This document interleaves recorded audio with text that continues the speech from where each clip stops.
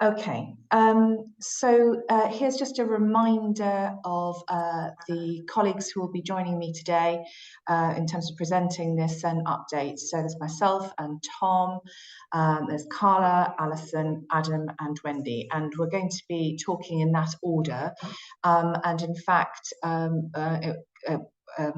Tracy was saying that she will pause for questions. So we'll pause after Tom's input, after Carla's input, and then at the end as well. So our agenda for today, going to do an update on the SEND strategy, our local area SEND strategy for Merton. I'm going to talk to you about a recent co-production workshop that we have had. Then we're going to do an update around our short breaks review and on SEND provision. So that's our schools and our provision more generally for children and young people with special educational needs and disabilities. SEND local offer. And then Carla will be talking about her services, developments and staffing updates. And then at the end, Wendy and Adam talking about the ordinarily available guidance and the training programme to Merton schools. And just to say briefly, you're already wondering, what on earth is that? So we've had a big push, a big piece of work with our schools to develop guidance about what should be ordinarily available in all our schools to meet needs. And then there's also been a training programme for staff as well. So this is a fairly sort of a brief update about where we are with our SEND strategy. So some of you have heard me say this before, and so forgive me if I'm repeating myself, but just in case you are new to hearing about this. So we have a local area SEND strategy, and I've deliberately used the word local area. It's not just the local authority, it's education, health and care, all the partners coming together with our parents, with our young people, with our carers, essentially thinking in our local area in Merton, what should our SEND strategy be? We had a strategy which came to an end, as it were, last December 2023. And across 2023, we took our time to consult and collaborate with various different stakeholders to develop that strategy. So as you can see, those main pieces of consultation and collaboration took place in April and June. Then some work was done to sort of develop the first iteration of the strategy, and then we had some more consultation in October to December. And that has resulted in a strategy locally, which has been signed off, as it says in January 2024, by our SEND Governance Board. And the conference to launch the strategy, I beg your pardon, shouldn't have done that. Our conference to launch the strategy actually will be in April. We had to push it back from March because of trying to find get our guest speakers sorted. So there will be a conference, as I say, in April 2024, which will formally launch it, and hopefully it'll be looking beautiful by then. So I just wanted to give you a flavour. Again, many of you will have seen some of these before, but just a flavour of some of the headlines within our strategy. So our ambition together is that in Merton, children and young people with SEND are valued, visible and included in our communities, and able to enabled to thrive and feel fulfilled in all areas of their lives and at every stage of their development. We've got 3 priorities, which are deliberately high level priorities. And beneath these priorities, we have, again, some things which I unpicked a bit more. And then beneath those, we're going to have an annual action plan to show how we're going to address these key priorities. So you will see there, children and young people receive the right support at the right time, whether that's, again, across the partnership, education, health and care. Children and young people are enabled to learn skills that will enable them to lead lives that are as independent as they wish. And then children, young people, families and professionals listen to each other, communicate effectively and work together for shared understanding. That's because obviously together we make the difference for our children and young people. This is an image which will look much better once the designers have got hold of it. But at the top, this is our Merton home altogether, with our ambition at the top which is supported by the pillars underneath. So we know that we need to listen and respond to children and families. We need to provide the right help. We need clear and honest communication. We need equity, inclusion, to do things on time, to work in partnership, and professionals learning and developing together. And then it's underpinned by these 6 areas. Now, these are 6 areas which have appeared, so it's a long time ago, we had, nationally, there was something called the Every Child Matters agenda. And that meant that we were able to look at how we enable our young people to thrive, not just around, if you think about schools, about achieving, but in every single way. So we want them to be staying safe. We want them to enjoy and to achieve. We want them to become independent. We want them to be healthy. We want them to get involved and have a say, and we want them to have connection with their homes, with their families, with their peers, with their communities. So that's an image, as I say, which will, once the designers have got hold of it, will look a lot more better, a lot better than that. So as I say, that is our strategy. It will be formally launched in April, and we will have that strategy obviously up on our website, and it'll be absolutely available to all. So my next bit that I wanted to talk about was a co-production workshop. So you will have seen in our strategy that we want to work together, and a key part of that is the development of our co-production, and that's co-production with parents, with carers, and also with children and young people. So we held a workshop on the 5th of February 2024, and we used something called the Empower Toolkit. Empower are they are a consultancy which worked with the National Parent Carer Forum to produce this toolkit for local areas to think together about where they are on their co-production journey and where we could be going next. And on that 5th of February, we had representatives from the Kids First Steering Group, so your representatives, from the ICB, which is the Integrated Care Board, so that's health, those are the health commissioners. If you might previously have known them as the CCG, the local authority colleagues there from education, commissioned health services, so the services that are commissioned locally to provide those therapies and nursing, for example, and social care were also represented in that workshop. I'm just going to share with you some of the things that we did together. So we looked at this dial, and we considered where on this dial do we think we are strategically. And if you think about co-production, over on the right hand side, that's full co-production, and as you can see the definition there, an equitable relationship between people who use services and the people responsible for them. They work together from design to delivery, sharing strategic and operational decision making. So that's pretty high level stuff. You then go back to the left hand side, it's, I suppose, the involvement is consultation there. So those who use services or experience a particular need are asked for their opinions. However, they tend not to have the power to influence or affect change. And in between that, you can go through engagement and co-design. And I think it's fair to say we reflected that we were at different points on this dial, depending on what we were doing. And the level of, fundamentally also the level of resources available to be able to undertake sort of really deep co-production. But we did agree that there was still some way to go before we got to that co-production stage. I will just say at this point, you will have noticed that in terms of the people in the room there, parents and carers, children and young people weren't there. We made that as a deliberate decision because to begin with, we wanted to be able to talk to and involve parents and carers. We do have quite a lot going on with our children and young people, including our SEND forum. And more generally, we have a participation team within the local authority, which seeks the views very regularly of our children and young people. But at some point, we need to join all of that up. So that was one thing we did. We also considered, in terms of our local area, who are the people who could be involved in that co-production journey.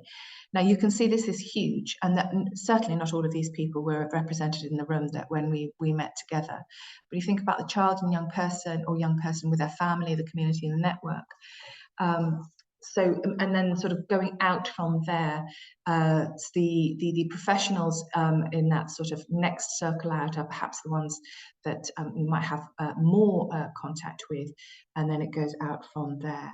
But you can understand then, how, it is important that all of these professionals, these providers, these services are clear about what their role is in supporting a child or young person, their family, who has a special educational need or disability.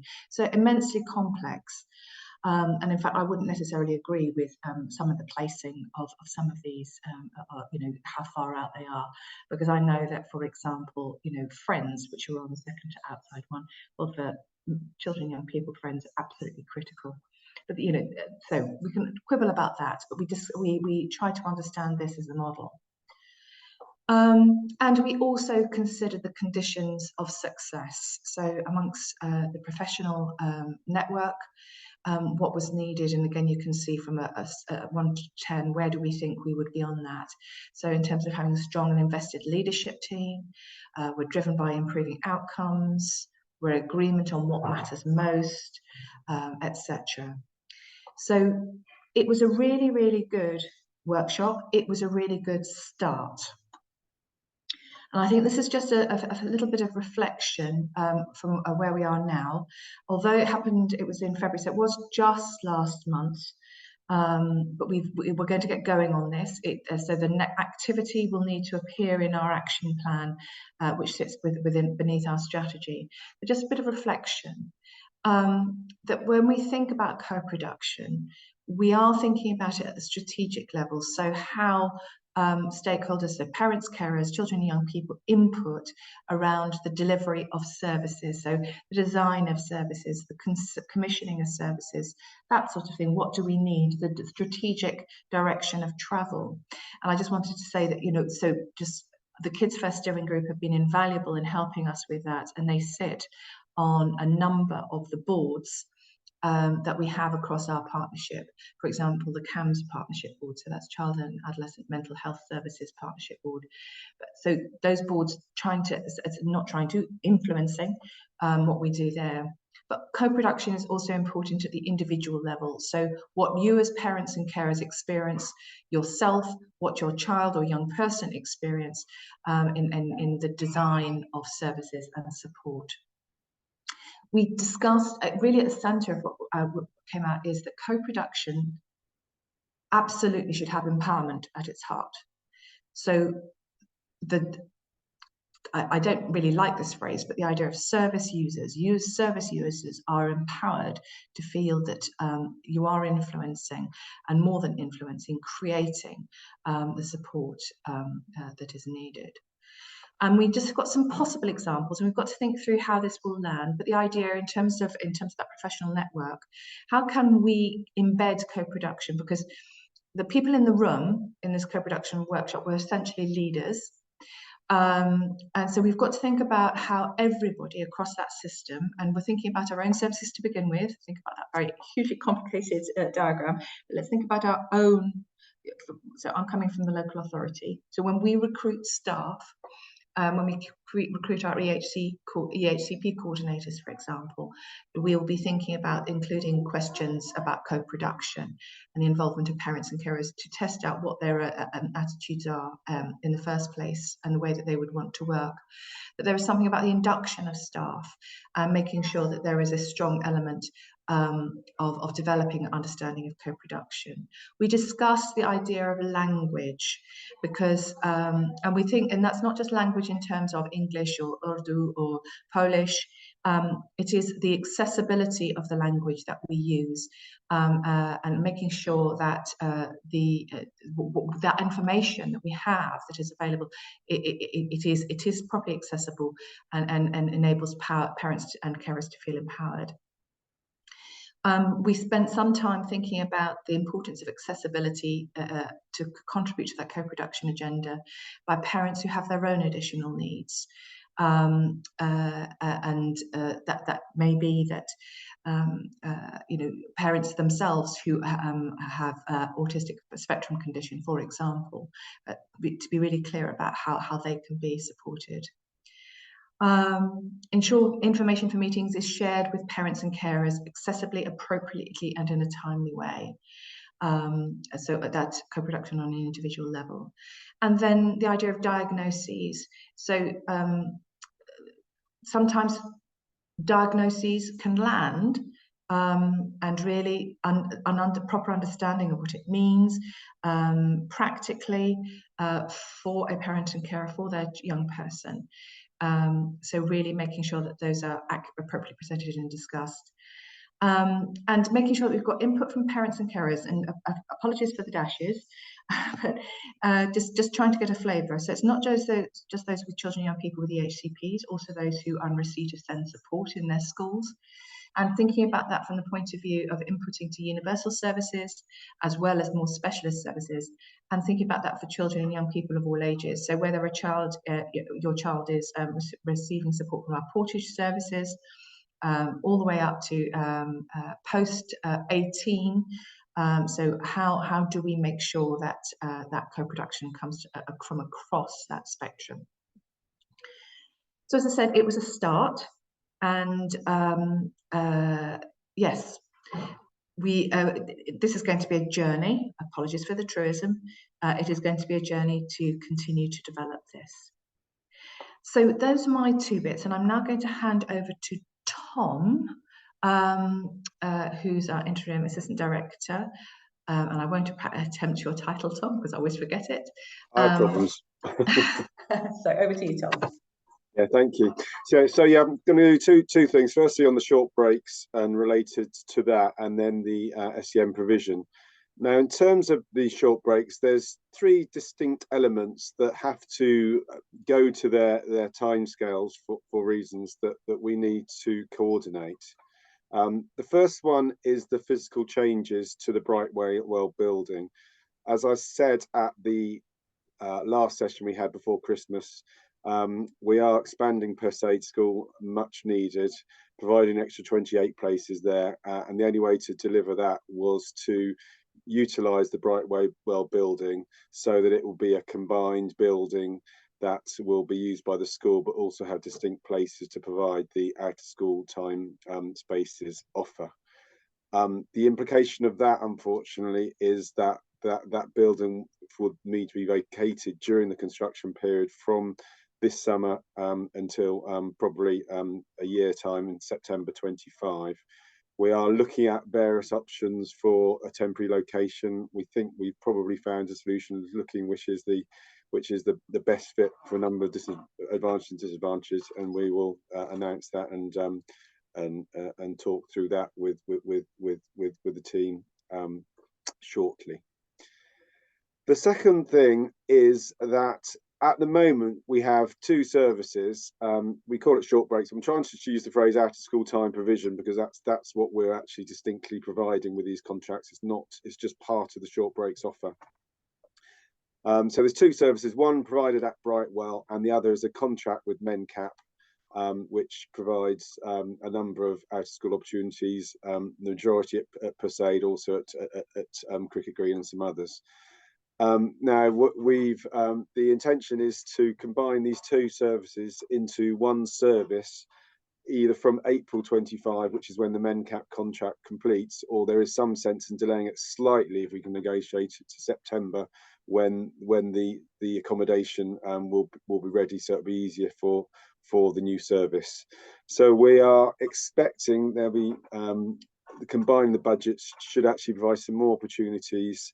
It enables us to look at the service design, agreeing it, and I think this will be probably our first opportunity to test some of the things that Elizabeth's talking about in terms of working with service users to be part of that contract. So that is going to be, that activity and talking to you is going to be very active. In fact, we've written as part of a letter to service users asking whether they want to be involved in it, and of course we will be talking to kids first directly about it.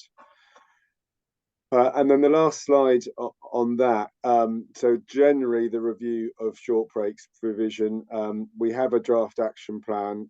I know it's been a long time coming. We're appointing a specific project officer who's got a lot of experience in this area from another local authority. And so that will cover more generally the short breaks in terms of entitlement provision, how we organise the much wider short break offer. Now, they have been discussing about whether we need to delay that, what I went through in the previous slide, but we have those timescales on that, and that is just one element of it, and the rest of it would fit alongside that. So again, we'll be involving people as part of this work. We expect that to probably start to get going properly in about a month's time, once we've got the new project officer sort of settled down and sorted, which we're hoping, well, not entirely certain, but we're expecting to start around that period. Okay, so before we go to the break for any questions, I know something popped up which we can answer. An update on SEND provision. First thing is, Stanford School, primary school, mainstream primary school, but has an additional resource provision, is sadly closing. The numbers on the main school were such that it became really untenable for the school, sadly. So we've needed to find an alternative equivalent provision. We're well advanced in going through Liberty School to open. It needs to go through a proper statutory process, which we're in the middle of in terms of consulting. That consultation, I think, finishes in 3 days' time, but we almost fully expect and don't expect anything that we've heard from speaking to people to change, that would be a decision that the local authority would agree to and implement for September 24. I've talked through the expansion of Perseid Lower School, which the extra places should become available from September, following the construction starting in the summer. And our biggest project is working with the DfE on a new special free school. So this is one which we're facilitating, very important as part of our safety valve project to deliver more local special school places to our children. But because it's a free school, not everything is inside our control. We have been involved though in selecting the provider, but it's a DfE decision. We expect that to be made in April or May. We're still working with the DfE on the site. What we're looking for is to still seek to open it in September 26, and we'll be working closely with the DfE to see everything we can to avoid that slipping, given the needs and places. Cricket Green are working on a project to provide some extra places and how we do that for September. And the last thing is some supported internship expansion from September as well. Okay, so I think, Elizabeth, you wanted to take a break and ask questions. Hi, for those that don't know me, I'm Alison Jones and I'm Head of Service for Early Years Family Wellbeing, and that is quite a breadth of I guess back office functions, but also a really wide range of direct services. So I run the Brightwell service currently. I have the kind of targeted short break service with me. I have Portage with me. We deliver a range of evidence-based parenting programs for families with emerging needs for children under the age of 5. And we also run the suite of Triple P programs, which includes the stepping stones for families where there is a child with disability. So we've got a lot of service delivery. So if you're not aware, please do get in contact around those services. But also within my remit is the information service directory. So I'm sure many of you know around the local offer and our duty to publish the services that are available in Merton. So we've had a request really just to do an update around some of our local offer work in the context of those service directories, and then maybe some information, advice and guidance generally. So sorry, I can't actually see the whole slide, and I'm scared of shutting down my Zoom in case I lose it, but let me just see if I can, there you go, move the icons. So what we're up to at the moment, and I think some members of this group will be familiar with this, a little while ago, and it was a while ago, we started to have a quick look at the refresh of the kind of look of our service directories. they are a bit limited. We have a product which is a database, and then it pushes information out into the front end in a particular way. Once you work out how to use our local offer, it is more intuitive, but for new families and even professionals, sometimes getting information out of our service directories can be challenging. So we had been working with some members of this group, and we have looked at getting some feedback, and so we're just about to look at the refresh. It's quite a subtle refresh. You may not all notice the refresh, but that work is in progress, and we are due to update the kind of look across all of our service directories over the next few months. Some of the feedback that we've received, that it's really hard to navigate our local offer. Mainly it is a service directory, so it is a list of services. Often what people searching want to find is information, general information. They want to look at guidance or policies or referral forms or general advice. So what we've tried to do is to separate out those two things, really, the service directory and then the general information, a little bit more clearly. Again, that's within the kind of confines of what our system will do. But we are starting to become much more aware of maybe information that we might need to be thinking about on our Merton website, and then information that needs to be in the actual service directory, and trying to link those a little bit more efficiently, really, so that is a better kind of search tool, and that families know where to get information. We've got some other pieces of work going on around our service directory, which includes we have just launched our Start for Life offer, which is for families with from pregnancy up until the age of 2, and there is a particular kind of search tool for families where there may be special educational needs and emerging needs. So again, that's for new parents or parents with children under the age of 2. So that also will start to be more prominent within the service directory. And we're also launching our Family Hub directory, which will be about the 24 services that are aligned within our family hubs, and that will link us back out to the for the local offer in relation to families searching for information around SEND. We do have some other work that we need to do in line with the SEND strategy. So we are aware that some of the information is out of date on the local offer. It may not be as relevant anymore, and there may be new services that have come into Merton. So we do need to do probably a 3 to 4 month piece of intensive work around going through all of the entries, making sure that all the hyperlinks are accurate and that we haven't got broken links. So that will be a piece of work that will happen over the summer term. We do receive feedback around the gaps in information, and that is not just from families, it's also from professionals. So we're really trying to think about how we can better manage that. The service directory is set up really to be a list of services, so it's just making sure that we're able to kind of promote what's on the local offer, and that we know how to link, or that people can link more easily to find the information, advice and guidance. And we are aware that some of our sort of strategies and general information also needs to be updated and refreshed. So that's a piece of work that does need to take place too. Again, ongoing promotion and publication across the wider offer, really. We have had some feedback where maybe our web pages and our local offer don't fully represent the kind of breadth of service delivery, or finding out about information generally as well as it could do. So we need to have a look at that.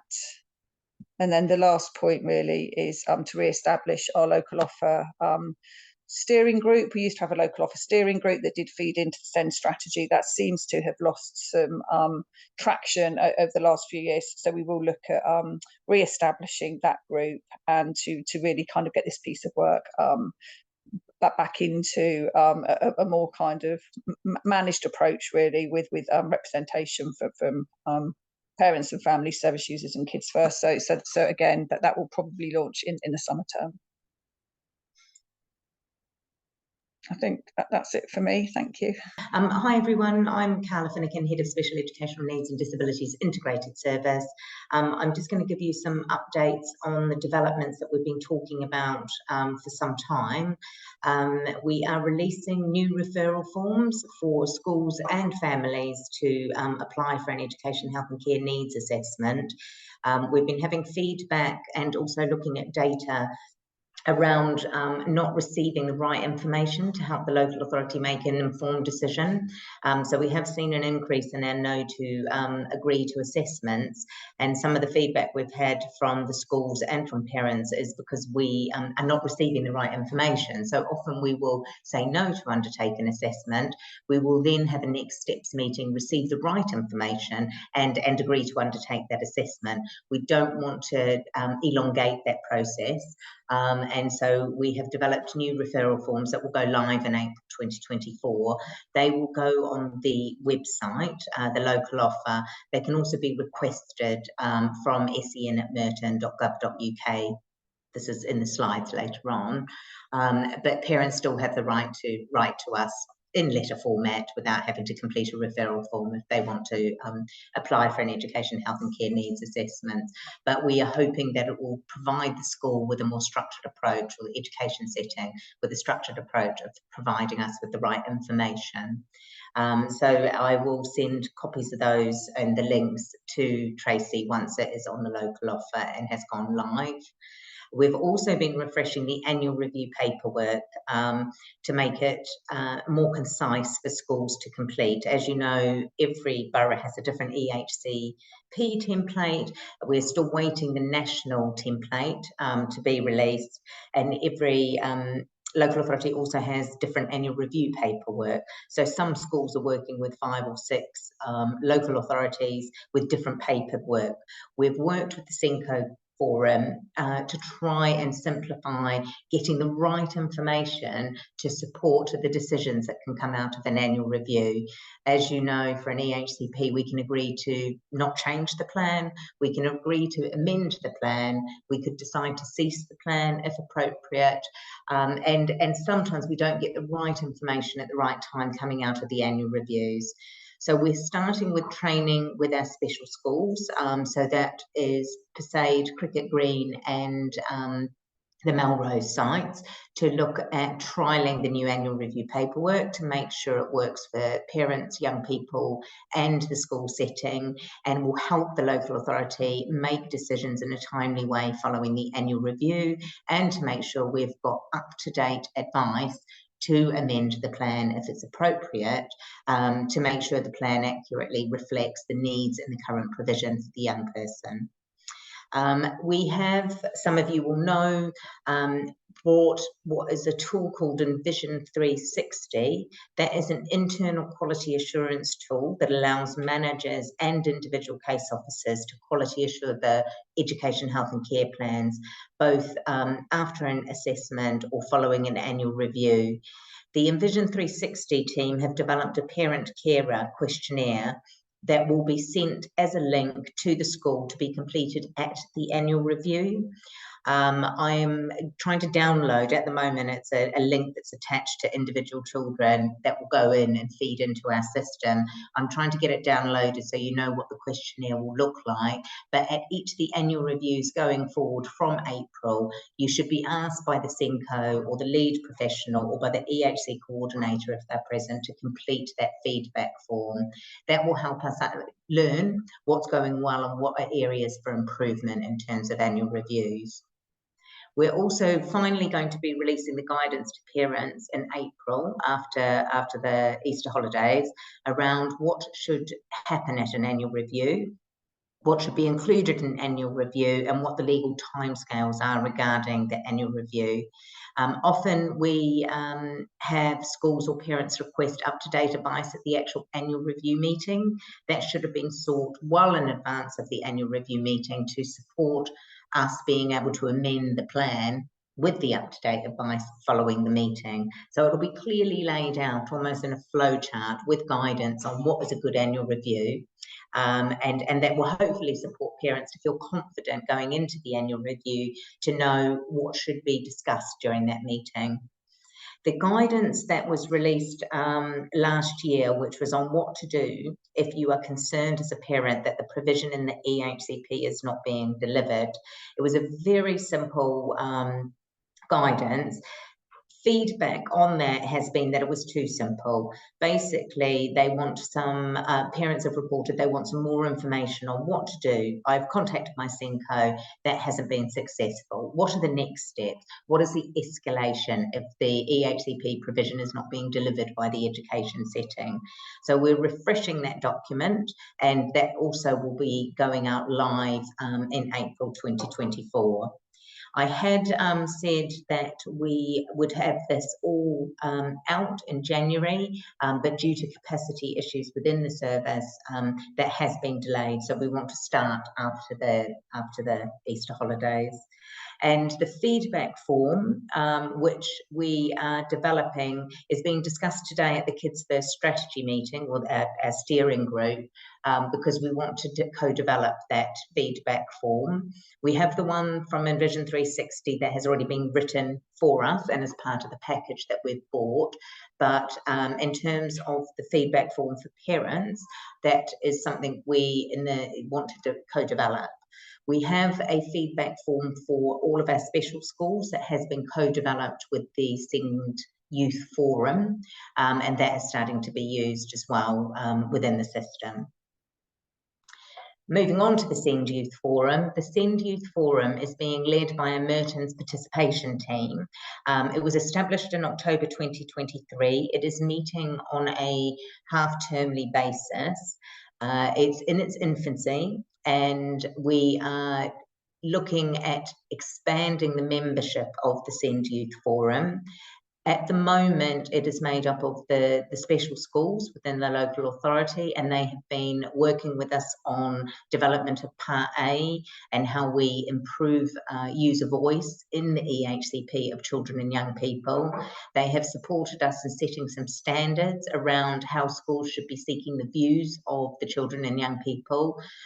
We want to be making sure that young people are invited to their annual reviews, and if not, why not? And how have we tried to engage the young people to be part of their annual review process? So that's what the current SEND Youth Forum is working on with us. And then they have also helped with the development of Part A. So following feedback from young people, the Part A of the EHCP has been co-produced to ensure that their voice and aspirations are better incorporated into the EHCP. This new Part A will go live in April 2024 for all new EHCNAs, and over time will be used at annual reviews. I'm happy to share the Part A with you. It will be used to gather the views of children and young people during the Education, Health and Care Needs Assessment and in advance of the annual review meeting. It covers all the same sections that were co-developed with parents way back in pre-2014, but it's just formatted differently to be more interactive. And as I said earlier, we are still awaiting the National Education, Health and Care Plan template that is being piloted by 3 local authorities with the DfE.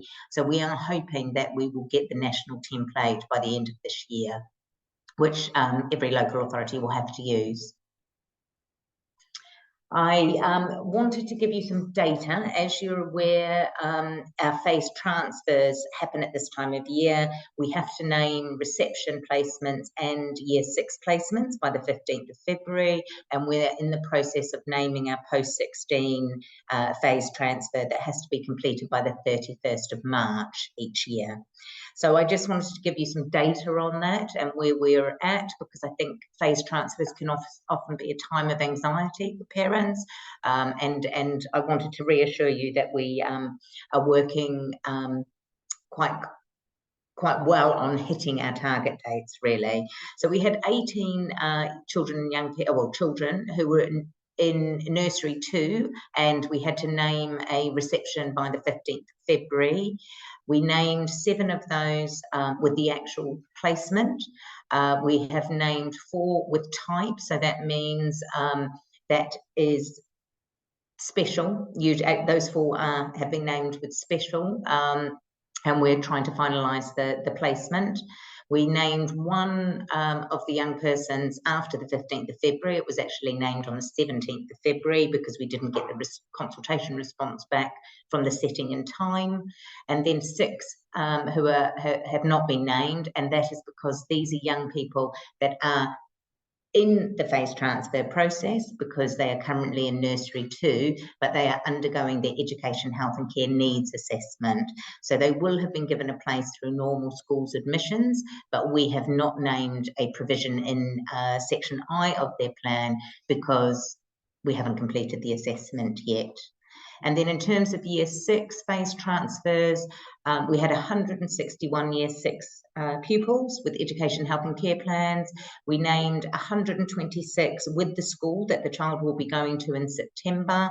We named 28 with type while we're still consulting. Again, these are predominantly the young people that need to go into a specialist provision, and we are working with outer borough provisions, our own maintained provisions and the non-maintained independent sector to secure those placements, although we have been very clear on the type of provision the young people need. We had another consultation response come in on the 23rd of February, so we named that week. So that was one person outside the 15th of February timeline. And then we have another 6 year 6s who are going through assessment. So I just like to give you the information so that you know that where we are at in terms of finding placements during phase transfer, because some parents have said that they find that helpful. My next slide is updates on staffing. I did want to acknowledge, for those of you who don't know, that Jane McSherry, our Director of Children's Services, is retiring at the end of May. And so Jane has been with the local authority for 9 years, and we're currently, as a council, out to recruit to her replacement. So those of you that know Jane will see that as quite a significant loss to the council, but we do wish her well in her retirement.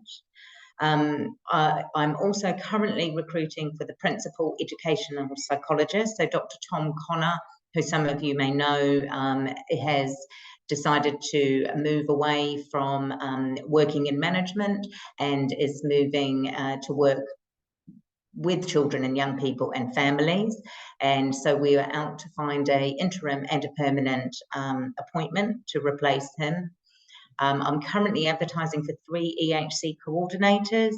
Once recruited, the team, I'll add that to the team structure chart, which will go on the local offer, and I can send that to Kids First. We have recently appointed our qualified teacher of the deaf. We had Ruth retire, and we have now recruited a replacement for that position. And we're currently out to recruit for 3 educational psychologists. So we have some staffing requirements at the moment, but we are still managing the kind of caseloads, and we haven't got significant gaps in service at the moment. So I have a number of teams in my service. However, the SEN team, this is the current structure. Connor McCormick is the manager of the Education, Health and Care Needs Assessment team, Georgie's primary team, Vanessa secondary, and Samantha Smart is the post-16 team. These are the current Education, Health and Care coordinators in each of those teams.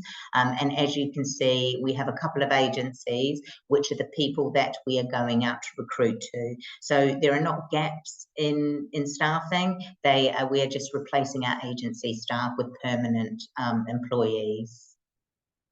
And then, as always, I give you the up-to-date SENDIS contact details. So for any queries, always go through sen@merton.gov.uk and direct your inquiries to any of us, but you can copy in the managers as well. The reason I like you to go to sen@merton.gov.uk is because that is managed between 8 and 5 p.m. every day, and your message will go to the right person. If, for example, somebody's off sick, you contact them directly and they don't get back to you, actually it's easier to copy in Sen at Merton.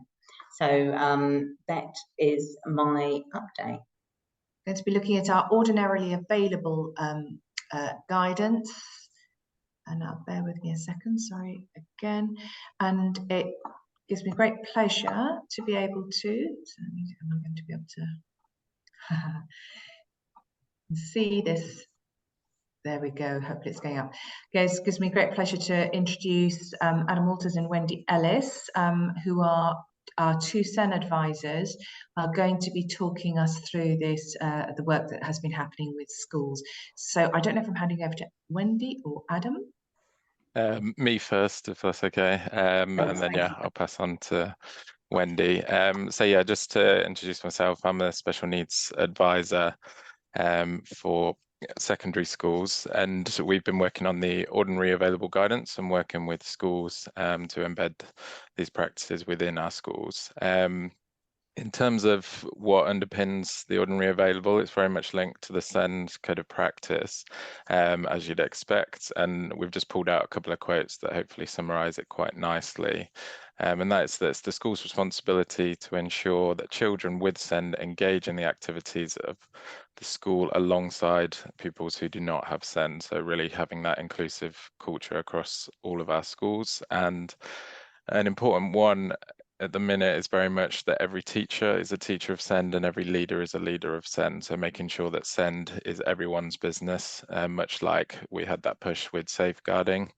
We really want to push that ethos with our schools around SEND, and that every teacher feels comfortable and confident to work with pupils from a neurodiverse background. Just moving on to the next slide of what is ordinary available guidance.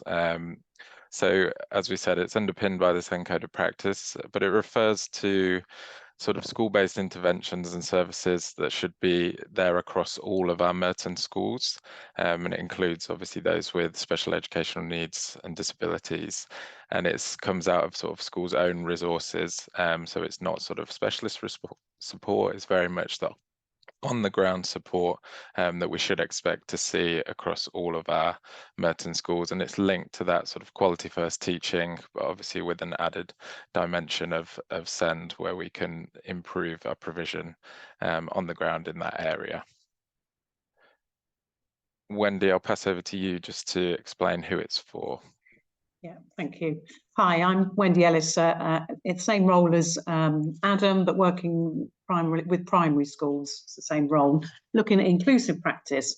So we've been working, implementing OAG across all our primary schools and secondary schools for about a year and a half. So it's been around for a while, but it's gathering momentum. This same PowerPoint is being delivered across all the schools as well. So we're sort of catching everybody. So ordinary available is, of course, intended for all parents of children with SEND, but actually we're looking at inclusive teaching and we're looking at quality first teaching. So we're looking at raising inclusive practices with our teachers in meeting the needs of all the children. And what works really well for our children with additional needs actually works for all children. So we're going into classes, working with classrooms, class teachers, and working with all those children really, but with a focus on our children with SEN support. So the OAG is there now on the Merton website, so parents can have a look at all the strategies, and it's just a pulling of all really good practice from all of our professionals. And again, all the professionals involved throughout Merton, including, and there's just a handful that we talked about, Ed Sykes, speech and language, LBL team, all of those. So they work in our schools and they're going into individual schools doing support and reports. And so basically it's a collating of all that information, all those strategies into OAG. And it's been well received by teachers who, it's not new. A lot of this is not new at all to teachers, but it's putting it into one central place that they can access at any time when they need to. But very much a hands-on document, very practical document that are being used by teachers. Thank you. Move on. So with the ordinarily available guidance, I've been going into schools, so as I say, working at different levels within school. So our Merton Inclusion project is, as I say, focusing on SEN support and working with class teachers, just meeting the needs of all children, inclusive practice in the classrooms. So we've worked with teachers in the first instance. We've talked about what OAG is. We've talked through some of the strategies. We've done some training on what an inclusive lesson looks like with teachers. Again, nothing new, but really good to revisit, really good to highlight and bring it onto the table to be discussed. We've worked with support staff as well, so talking about OAG, so they're familiar with it, and again implementing and looking at what inclusive practice looks like for support staff and how they complement and work with the teacher to ensure that happens, and how teachers and support staff work best and effectively together in the classroom to meet the needs. I've gone in and done lesson observations and given good feedback, and that starts with the good practices already in our classrooms, and that's been well received by teachers, because actually we've got a lot of expertise across Merton going on in our classrooms. It's good to recognise what's already there, and then of course there are points that we could sort of work on, things that could be developed. Again, been well received. We have specific SEN clinics I've done where the class teacher comes and talks about their class needs overall, so not naming individual children, just talking in general, these are the needs of my class and how do I support them, and I'm giving advice around that. And of course we work with senior leaders and SENCOs in making sure sort of policies and things are up to date and are reflective of an inclusive practice in the classroom. So that's primary. Over to Adam. Great, thanks, Wendy. Yeah, so I've been working, as I said, with secondaries, secondary schools, and it's very much similar, just working on inclusive practice, looking at quality first teaching, and working with sort of practitioners sort of on the ground, the teachers and LSA or TAs, or working with sort of the wider school with sort of SLT and the head teacher as well. Again, work we've been doing on the ground is sort of presenting the guidance to all staff, making sure everyone's aware of what it is and how to use it. Obviously with secondary, the difference is that we have sort of subject leads, and they sort of need sort of strong subject knowledge in addition to good teaching practice. So working with them on that, how to kind of get both of those things in place, and making sure their curriculum and schemes of work are being inclusive, and making sure that they're embedded good SEN practice within those curriculums.